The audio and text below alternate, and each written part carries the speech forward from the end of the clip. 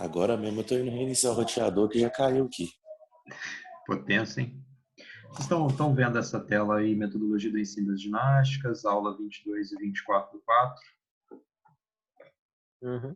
Estão vendo? Ok, então já está gravando, tá? Então essa aula aqui eu considero que é uma aula muito importante para quem quer entender o exercício físico, tá? Então eu quero que vocês tenham total atenção. Quando tiver dúvida, por favor, pergunte, porque é muito importante que vocês entendam. Mas entenda o seguinte também, essa é só a disciplina de ginástica. A gente está discutindo formas de exercício, forma de organizar o exercício, mas não é essa a disciplina que tem por obrigação ensinar isso para vocês. Então, entendam aqui como uma oportunidade de se aproximar desse conteúdo, para depois, quando vocês chegarem nas disciplinas que têm o objetivo de ensinar isso, aí vocês já conhecem. Aí vocês vão chegar lá e falar, opa, eu já ouvi isso aí em algum lugar, e como eu já ouvi falar disso aí, agora eu vou me aprofundar ainda mais, agora eu vou aprender mais ainda a respeito. No finalzinho, eu separei 4 perguntas para a gente tentar exercitar o conteúdo, mas não é com foco de distribuir ponto extra, não. É só para ver se vocês vão conseguir mobilizar o conteúdo trabalhado ao longo da aula, para a gente poder responder adequadamente aquelas perguntas. Quem quer entender de exercício físico, quem quer atuar com prescrição de exercício físico, ou quem tem uma rotina de exercícios físicos que pratica, não vai conseguir fazer isso bem feito sem entender isso que eu vou passar aqui hoje. Tá? Então, a base do saber que o professor de educação física possui para a atuação com exercício físico ou para organizar o próprio exercício físico está aqui. Tá nesse conteúdo de hoje, não necessariamente no que eu vou ensinar, mas é nesse conteúdo, tá? Então, olha, hoje nós vamos tratar dos princípios científicos do treinamento esportivo. Vamos discutir alguns conceitos e algumas aplicações desses princípios, tá? Essa ideia de princípios científicos, eu acho muito importante que o acadêmico em educação física, pouco a pouco, ele vá se apropriando dos termos técnicos que nós utilizamos na profissão. Lembra aquilo que eu disse para vocês na primeira semana de aula, que vocês estavam entrando na faculdade para mudar quem vocês eram, mudar numa perspectiva de ser no mundo, não mudar a personalidade. Então, não justifica vocês terem acesso ao conteúdo, vocês terem participar de toda uma discussão, mas continuarem não utilizando os termos que a área utiliza, ok? Então, eu elaborei essa aula hoje com base num artigo, tá? Depois eu vou passar o artigo em anexo para vocês poderem acessar. Ô, Ryan, eu vou desativar o seu áudio, cara, que tá saindo um ruído daí. Eu desativei, você ativou de novo, mas tá saindo um ruído estranho aí, é do seu, tá? Depois você precisar fazer pergunta, você levanta a mão aí. Então, vamos lá então, galera. Vimos na aula anterior, então, o conceito de aptidão física e sua relação com a saúde, componentes da aptidão física relacionada à saúde. Hoje, ao final da aula, é esperado que vocês consigam identificar os princípios científicos do treinamento desportivo, compreender a aplicação dos princípios científicos do treinamento desportivo. Alguém estranha o uso dessa palavra aqui? Não. Mas para vocês saberem a diferença aqui é o seguinte, quando a gente fala esporte, a gente está falando das modalidades esportivas propriamente ditas, mas quando a gente utiliza o termo desportivo, a gente está utilizando daquilo que é relativo a esporte, mas numa perspectiva mais ampla. Então, quando eu vou na academia, de alguma forma, aquele treino na academia está relacionado ao universo esportivo.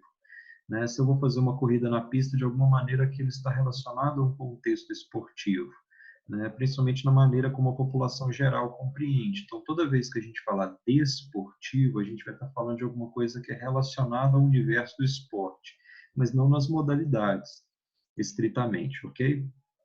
Vamos aqui, ó, identificação dos princípios. Eu separei aqui 3 fontes teóricas para a gente começar a analisar. A maior delas é esse professor aqui, ó, Manuel José Gomes Tubino, um dos maiores autores que a educação física já teve. Ele já faleceu. Eu tenho um livro autografado dele em casa, já ouvi palestra dele, mas era um professor bastante obeso, e acabou falecendo há alguns anos atrás. Foi uma perda muito grande para a educação física. Talvez um dos professores de educação física mais conhecidos do Brasil e um dos maiores autores, né, principalmente da área do treinamento. Então, ele, lá em 1984, já eu não tinha nem nascido ainda, quem dirá vocês, já estava escrevendo aqui coisas que são úteis para nós nesse momento. Então, ele identifica alguns princípios, ó.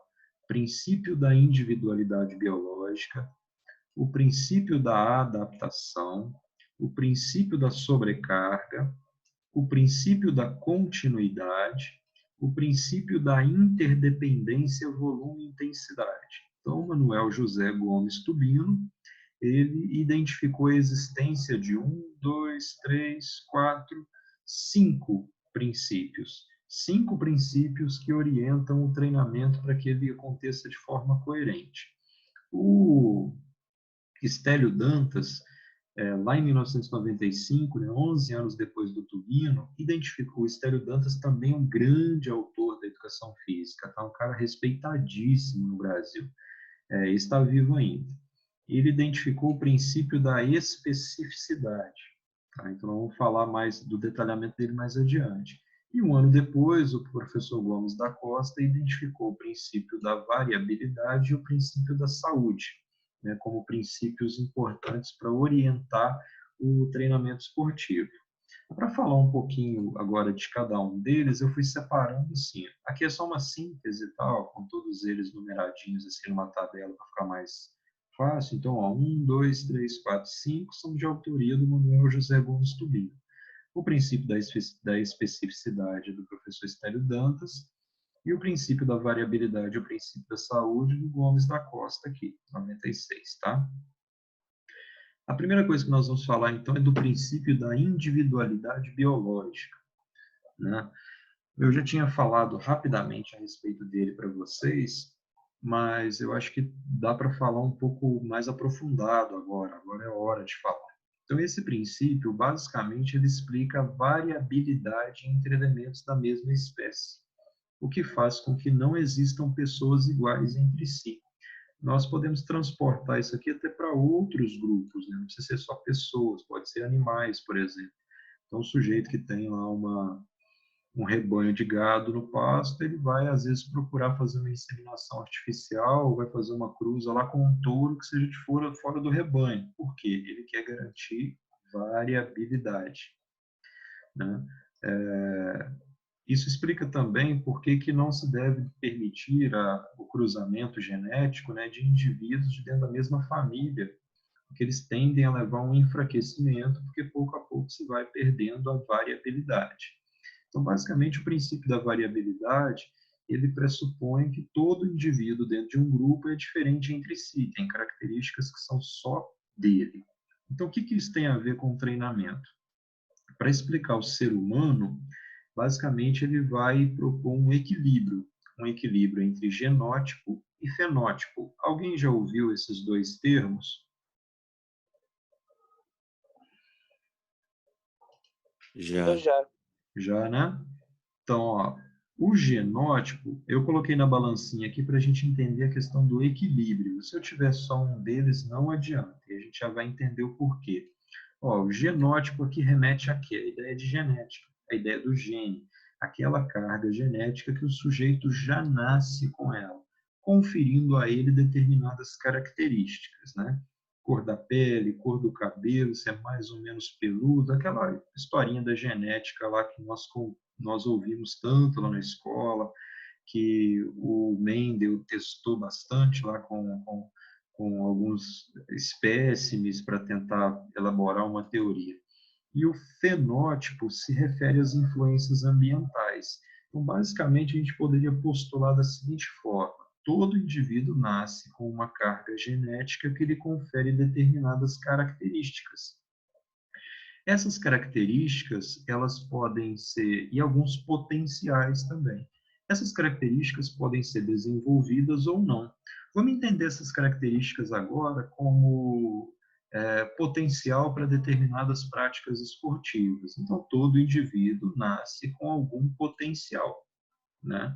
Agora, se durante a vida dele ele vai ter acesso a influências ambientais que vão ajudar ele a desenvolver essas características que ele nasceu com elas, nós não sabemos. Então, vamos pensar no meu caso, por exemplo. Eu me aproximei de algumas modalidades esportivas ao longo da minha vida. Então, a primeira delas foi o futebol.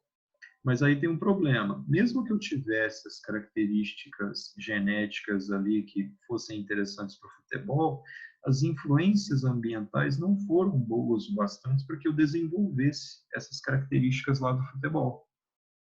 Agora, ao mesmo tempo, eu poderia ter sido um excelente esquiador. Eu tenho todas as características necessárias para ser um esquiador, mas onde é que eu ia encontrar influências ambientais para permitir que essas características de esquiador se desenvolvessem? Conseguiram compreender a ideia do genótipo e do fenótipo?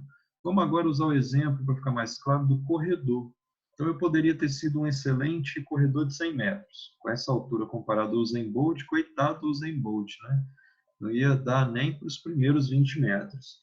Vamos imaginar que eu tinha todas as características necessárias para me tornar um corredor de corrida rasa, né? Corrida rápida. Eu tive a influência ambiental, treinamento para desenvolver essas potencialidades? Não. Né? Poderia ter sido um excelente saltador, mas eu não tive essa aproximação. Ou então eu poderia ser um excelente corredor de fundo. Isso eu já fiz, isso eu corri, já corri 10 quilômetros, 15 quilômetros, 20 quilômetros, e consegui descobrir ali que eu poderia desenvolver um pouco mais, não no nível de atleta, de competição internacional, nada disso, mas que era possível melhorar consideravelmente a minha performance na corrida a partir desse estímulo ambiental. Então, logo, a minha carga genética tem características que me permitem fazer corrida de fundo, né?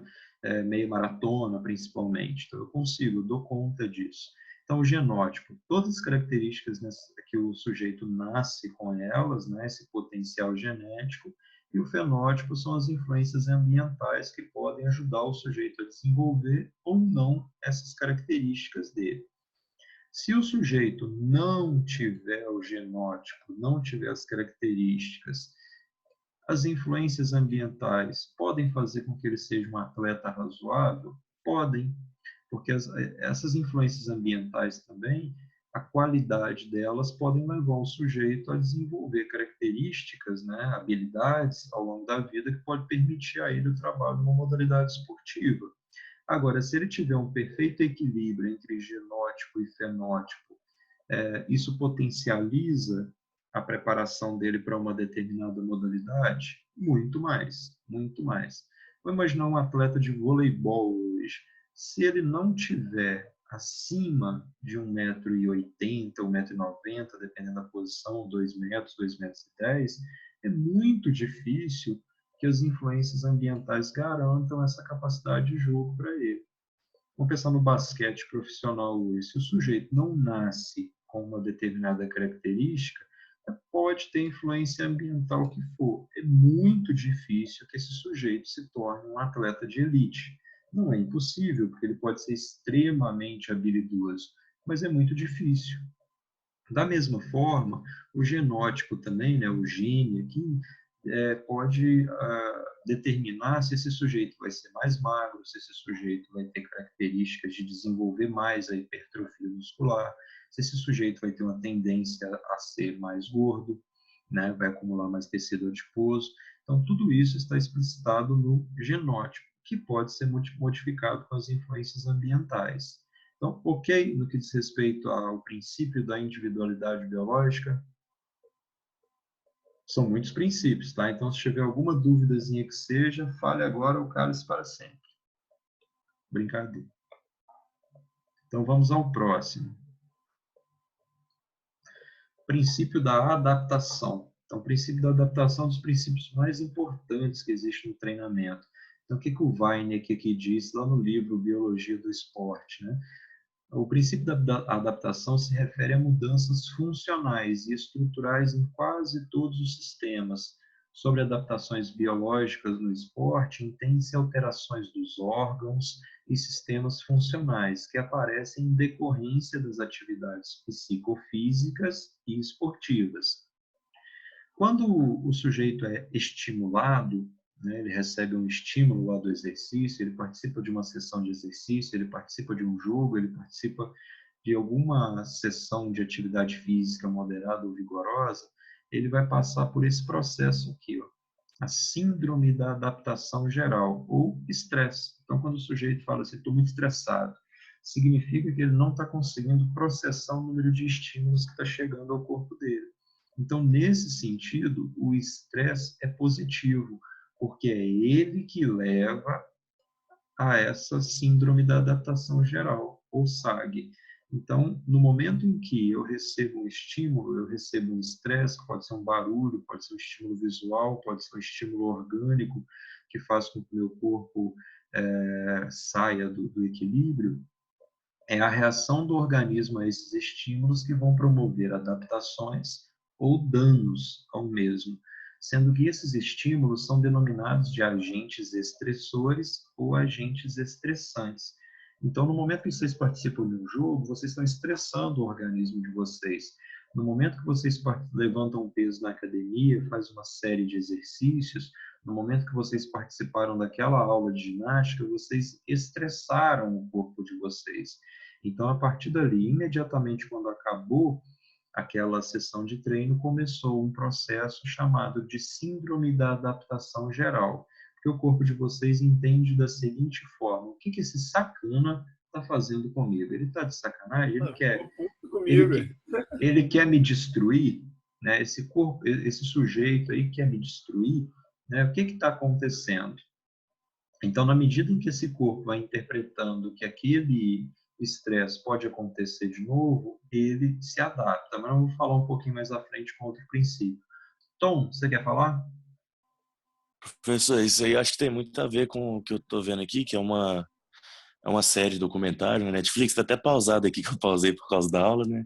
Que Sim. chama Arremesso Final, que é sobre a história da carreira do Michael Jordan, né? O baita documentário. Eu tô no final do episódio 2. E a parte que fala que quando ele era jovem, ele foi cortado do time de basquete da escola. Acho que ele tinha 1,77 na época. E ele chegou em casa triste, conversou com a mãe, e a mãe dele falou que ele que era para ele se estimular e fazer melhor durante o verão, durante as férias, né? Para ele provar para o time que ele era digno de estar ali.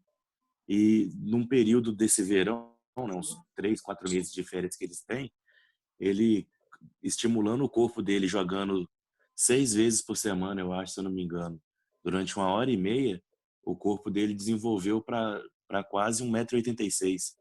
E as habilidades dele foram aprimoradas. Aí a gente vai ver uma diferença no período que vem. Acho que vocês vão cursar uma disciplina chamada Crescimento e Desenvolvimento. Aí vocês vão entender que o que aconteceu com ele é que naquele momento que ele foi cortado, ele não tinha uma altura adequada. Mas logo depois ele passou por uma coisa chamada estirão do crescimento. Então, ele teve um rápido crescimento num período curto, mas aí tem pouco a ver com a atividade física. A atividade física não vai conseguir mudar significativamente isso aqui. A minha altura foi determinada geneticamente, pelo meu pai e pela minha mãe. Se eu tivesse déficit nutricional, por exemplo, se eu não tivesse me alimentado bem na infância, eu poderia ter uma altura abaixo do que a carga genética teria determinado, mas eu não consigo elevar isso. Mas aí o que o Michael Jordan fez foi submeter o corpo dele a constante processos adaptativos, até que aqueles movimentos, aquelas habilidades relacionadas ao basquete estivessem tão automatizados para o corpo dele que ele conseguisse executar ela mesmo em situações altamente imprevisíveis, que é a situação de um jogo de basquetebol, né? Vamos ver uma coisa aqui que a gente pode ter problema também. Então, ó, se eu der um estímulo muito leve, né, tipo o que é considerado estímulos débeis, né, eu não provoco consequências positivas para o meu corpo. É o tal do fazer atividade física uma vez na semana, fazer uma atividade física com uma duração muito baixa. Então, eu não consigo fazer com que o meu corpo inicie esse processo de adaptação geral a ponto dele se tornar condicionado, né? Ou melhor, condicionado. Então, nós vamos evitar esses estímulos débeis. Quando eu brincava com vocês lá, vocês fazendo suicídio, que balanga bunda é esse? Está muito lento, está muito devagar. era isso que eu queria dizer, que talvez aqui eu estou mais provocando vocês, mas a ideia é que esses estímulos débeis pouco provocam de adaptações significativas no organismo, não vão acarretar consequências no que a gente quer.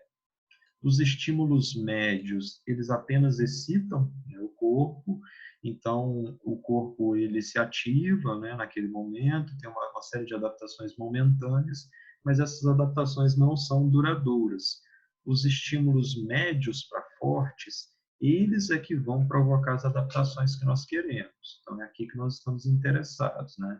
A grande questão é como é que nós vamos aprender a identificar isso quando a gente estiver falando de exercício. E os estímulos muito fortes, eles causam dano ao nosso organismo. Então, nós vamos evitar esses estímulos que estejam além do que o sujeito é capaz de executar. Então, se o Michael Jordan, por exemplo, tivesse exagerado na quantidade de estímulos que ele estivesse dando no corpo dele, ao invés dele melhorar, né, ao invés do processo de síndrome de adaptação geral, ele poderia provocar danos. Então, ele poderia começar a regredir, né, por estar desrespeitando o princípio da adaptação. Conseguiu compreender isso, Tom, a diferença? Então, ele acabou ali, a quantidade de estímulo foi positiva, mas se ele tivesse Consegui. exagerado, ela poderia provocar danos ao organismo também. Mas falamos de dois princípios, tem uma porrada de princípio para frente ainda. Aqui agora vai ficar bem claro isso, Tom. Então, ó, agora chega no terceiro princípio, né, o princípio da sobrecarga. Né? Então, o princípio da sobrecarga, né, para ter um conceito, mais ou menos, apesar da referência aqui ser do Dantas, né, é um princípio, né, identificado pelo Tubino. O aproveitamento do fenômeno, olha, eu coloquei em negrito aqui, da assimilação compensatória ou da supercompensação. Aí isso é bem legal de entender da seguinte forma. Então, naquele dia da ginástica lá, quando eu dei aquele estímulo, o corpo de vocês entrou em parafuso. O corpo de vocês pensou, esse cara está querendo me matar, esse cara está louco, né? Ele acha que ele não precisa de mim para continuar existindo.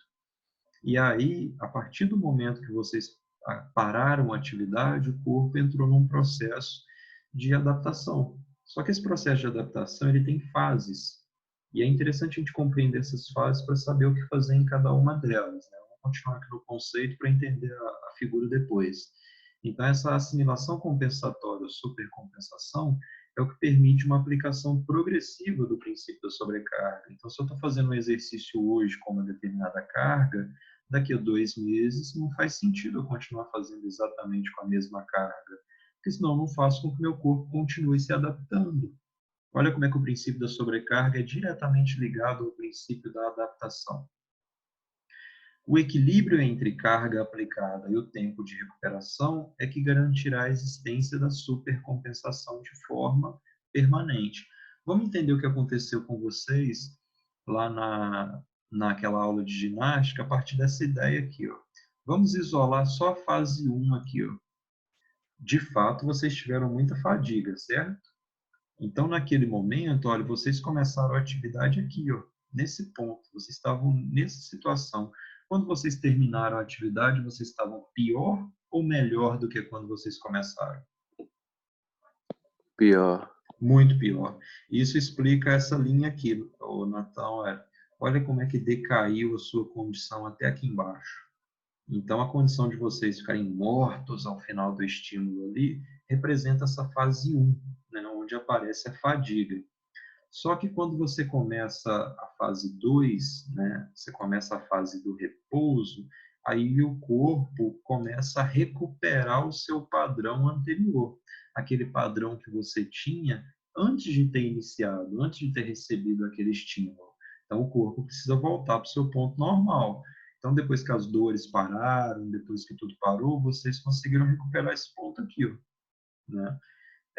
Essa fase 2, então, ela é chamada de compensação. Você vai compensar tudo que você perdeu. E quando você vai ser compensado, então você vai receber exatamente aquilo que você perdeu.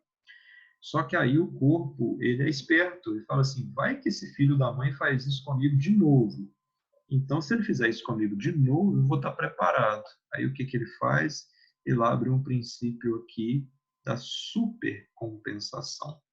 Então, na fase 3 dessa dessa adaptação, essa supercompensação ela visa colocar o corpo numa condição melhor do que a que ele tinha antes de receber o estímulo.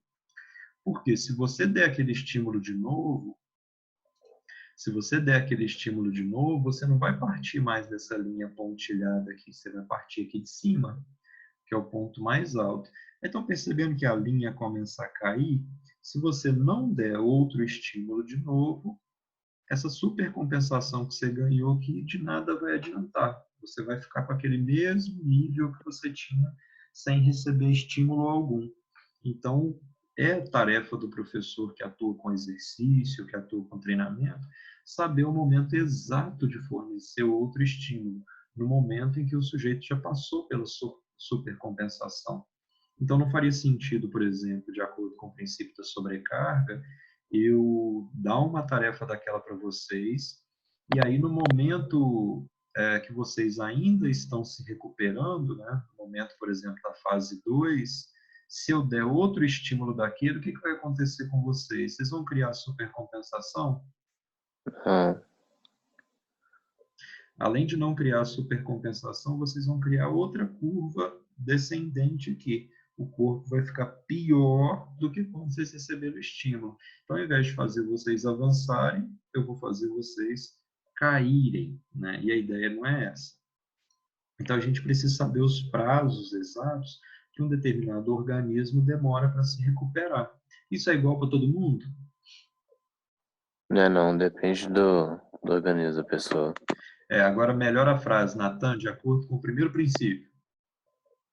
Como assim? O primeiro princípio é o princípio da individualidade biológica. Então, ao invés de falar que depende do organismo, é evidente que depende do organismo, mas para se apropriar do termo, fala assim, não é igual para todo mundo, devido ao princípio da individualidade biológica. Pessoas diferentes reagem de formas diferentes ao treinamento. Então, não tem receita aqui. Professor, isso aí não seria tipo o princípio da hipertrofia também, né? Se aplica muito. Aí a hipertrofia é uma forma de adaptação do organismo. Então, o organismo se adapta aumentando o tamanho da fibra muscular. Então, ele aumenta o tamanho da fibra muscular para quê? Para suportar aquele peso que você está colocando para ele lá. Né? Então, o ser humano, sabendo disso, né? Sabendo que o organismo aumenta o tamanho da fibra, o que ele faz? Vai lá colocando os pezinhos. Mas aí tem outras coisas para a gente falar a respeito. Vamos continuar. Hoje são 2 reuniões, tá? Então, esse gráfico aqui é clássico da educação física, tá? Então, entender esse princípiozinho aqui, ó, é base do nosso trabalho. É a mesma coisa que um pedreiro saber sentar um tijolo, a mesma coisa que um eletricista saber instalar uma tomada, né? Então, a mesma coisa, galera. A mesma coisa que a mulher que trabalha passando roupa saber passar uma calça de quina. Então, isso aqui é uma coisa que vocês têm que olhar para isso aqui, ó, e onde vocês verem isso aqui, olha, isso é o princípio da sobrecarga, tá? É muito pouco comum que os alunos de educação física comecem a usar os autores, tá? Então, se vocês logo começam a identificar os autores e o que eles falam, vocês saem na frente de muita gente. Quanto mais cedo vocês fazem isso, melhor. Então, foi-se o princípio da sobrecarga.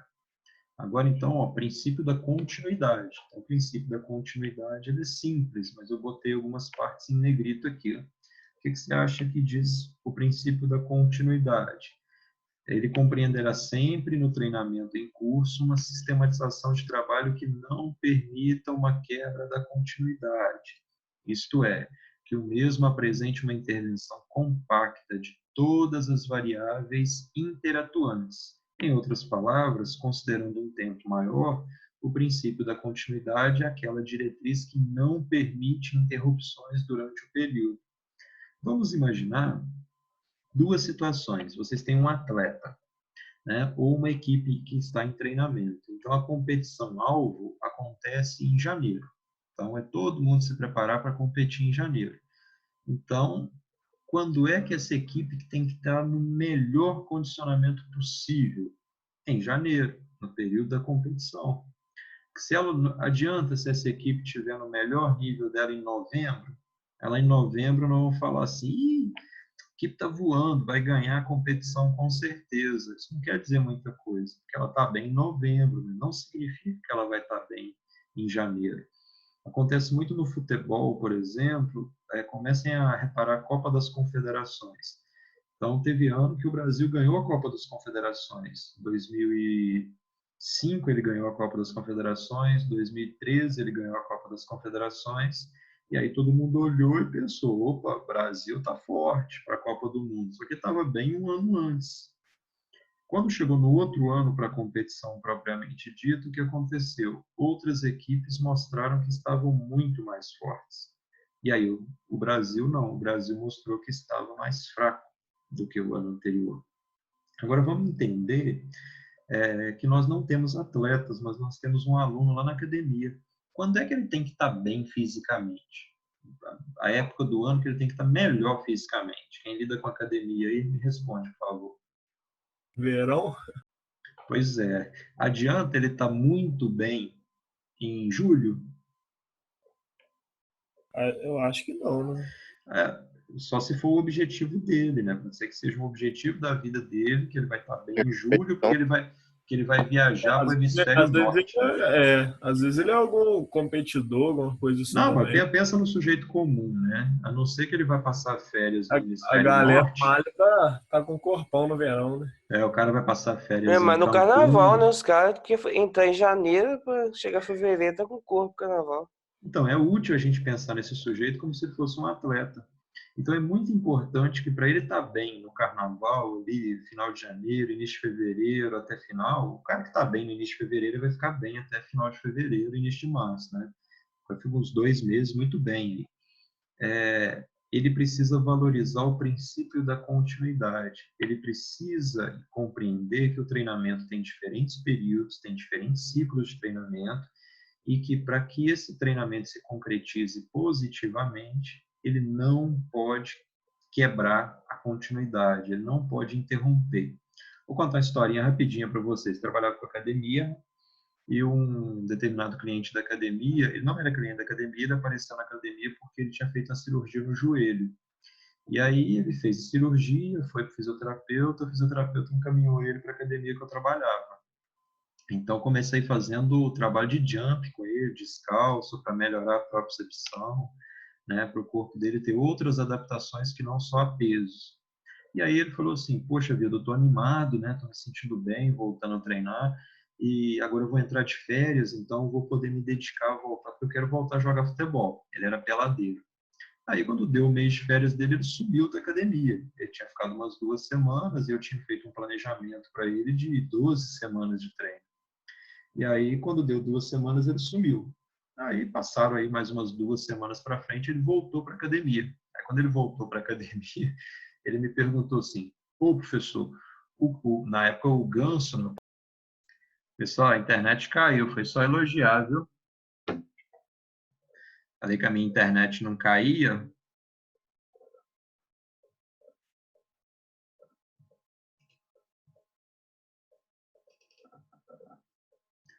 Estão vendo a tela aí? Sim. A internet caiu, tá? Mas eu vou finalizar com a história que eu estava contando. Então, o cara, quando ele voltou, ele falou assim, poxa, o Paulo Henrique Ganso já está voltando a jogar, eu não vou voltar a jogar, não? Aí me deu muita raiva, né? Que eu falei assim, cara, mas onde você foi? Então, fui passar férias em Salvador. Eu falei assim, pois é, cara, o Ganso está voltando a jogar, mas o Ganso não foi passar férias em Salvador. Então, esse cara, o que ele fez? Ele criou uma interrupção no treino. E mesmo criando essa interrupção, ele queria que o treino gerasse as mesmas adaptações que ele teria se ele não tivesse tido interrupção. Isso não iria acontecer de jeito nenhum. Né? Então, ele criando essa interrupção, ele quebrou o princípio da continuidade. Um treino que não tem continuidade não vai gerar os efeitos que se gostaria. Então, aquele sujeito que treina só de agosto até final de janeiro, ele não vai ter os mesmos resultados daquele sujeito que treinou